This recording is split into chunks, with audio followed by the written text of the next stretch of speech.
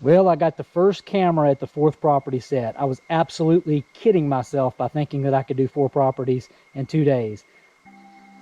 Think way too highly of my time management skills. It seemed like it's taken me a day to get to each one of them. But anyway, I'm on the final property, and I got the first camera set here at the end of a field. This is a place I've run cameras for a long time, where a field actually comes into this ridge line right here. The last video I got of the oldest buck I've ever got on video was right here. I believe it was a couple years ago, and it was a buck that I called Base, and I know that Base was a double-digit buck. He was at least 10 years old when I got that final video of him. Probably the biggest buck I've ever got on video. I don't know. Titan got pretty close to it last year. He may surpass him this year if he's still alive, and he put on some mass. But I've been thinking for years about running a mock scrape right here. I get all kinds of activity of game just entering and the field and leaving the field, and I've always thought this would be a good location to try to set up a mock scrape. I've just never taken the time to do it. But I come in here today and cut the limbs out low on this pine. One limb was a little too low, the other limb was a little too high, so I brought them up together, zip tied them together. I got a few zip ties up in there. I brought one of my jute hemp ropes in here. I said in a previous video that it smells chemically when you buy it, and it does. What I did with this rope is I soaked it in sour mash whiskey this past spring, and then I set it out in the sun all summer. Naturally, nothing does better for killing bacteria and killing odors than UV. So I just let it bake in the sun all summer, and I can't smell anything all the way up the rope. But I had left the rope tied at the top, which was a mistake. Where I'd done that, the UV didn't penetrate in real good, and it does smell a little chemically where I had untied it to put it on this tree. But with the cut pine limbs, it should be a good cover scent. Plus, I'm going to be putting synthetic orbital gland lure on here, so with that, it should be okay. So I roughed up the ground a little bit down underneath to draw attention to it, but the game comes right out this road right here to enter this field. This will be a really good holder for them. They love to put their mouth on these little tie twine, little baling twine stuff that I use. I've got a lot of video where they just love to put their mouth on that and rub all over that with their glands. But real excited to have this set up. It's something I should have done years ago. I've been thinking about it, just never took the time to do it. Got the first camera set, and on to the next one.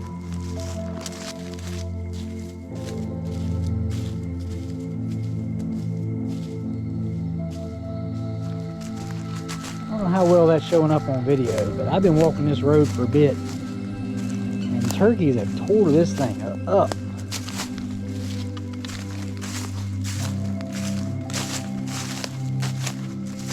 Got a real good memory at the base of that pine tree. Me and my nephew's stepdad hunting, and we called in a gobbler from down here. David and I were calling together, and the gobbler skirted just out of sight over that sharp. And my nephew was pointed this way because we thought he was going to pop up in the road and he was going to get a shot down there. But he skirted us, just gobbling the whole time. And he gets right up in here in this flat right before the field and doubles and comes right back. And I'm videotaping him, and David just didn't see him. I thought David was on him, and he just didn't see him. And I was like, there he is, shoot. And then by the time David saw him and went to make a move on him, he had done made us at the base of the tree and took off. But I mean, he was gobbling just out of sight, just, not even 15 yards away. It was really cool. All right, I got the 4th camera set. This is down in the creek bottom at a creek crossing that, for some reason, all the years I've been on this property, which has been a very long time, almost 2 decades, I didn't recognize until just a few years ago this being a good location. And I've gotten some really good stuff since then. Something about animals crossing water. And there's not much in it right now. There's still a little bit of drinking water laying in there, but I've gotten big bucks running across this when it's white water coming through after a storm. I mean, I've gotten some really good footage from here.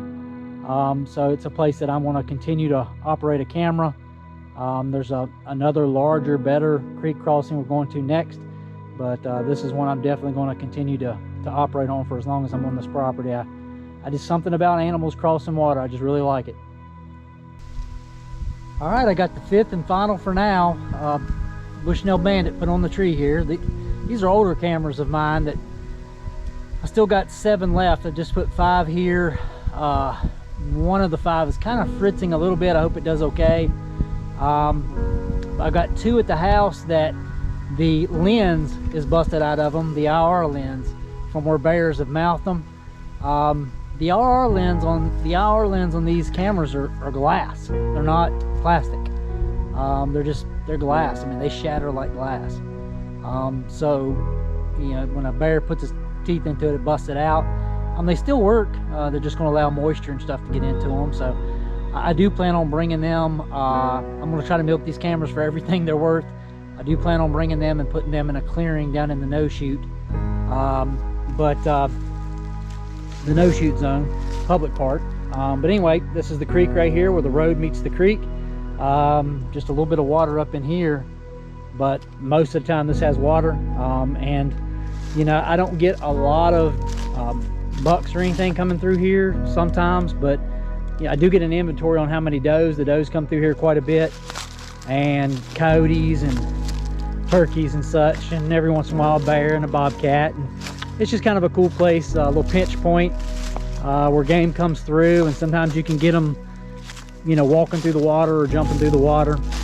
I have to say there's one tool that I don't think I've mentioned that I use when I set my trail cameras that I can't imagine being out here without, and that is a handsaw, a little folding saw. I can't imagine coming out here and setting trail cameras without that tool. That's just one of those tools I have to have, a must have, when I'm out here setting my trail cameras.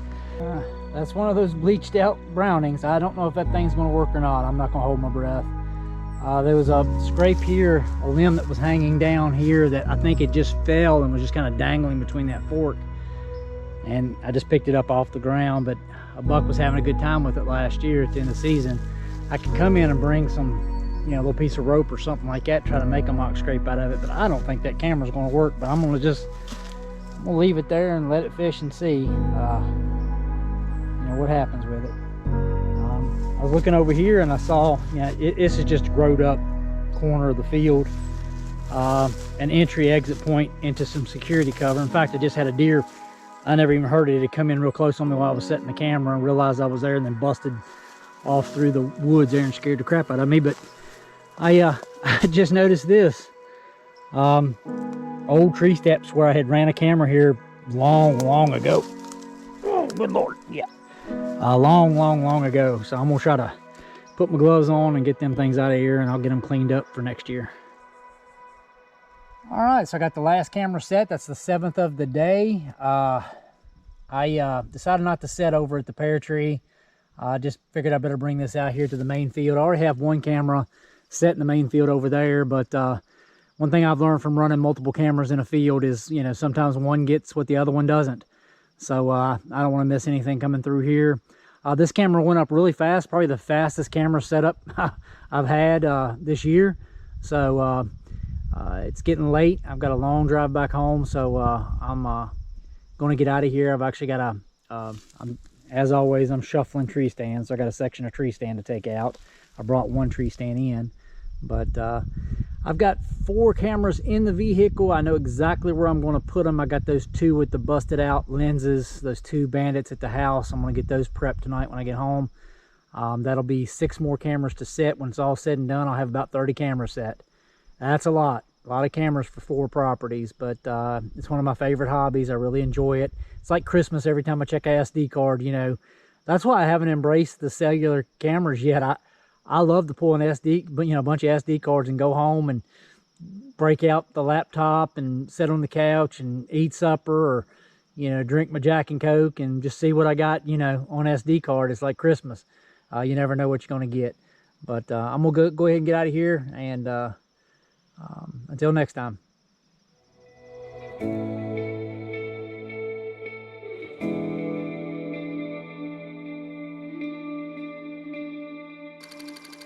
For more awesome content, like and subscribe now.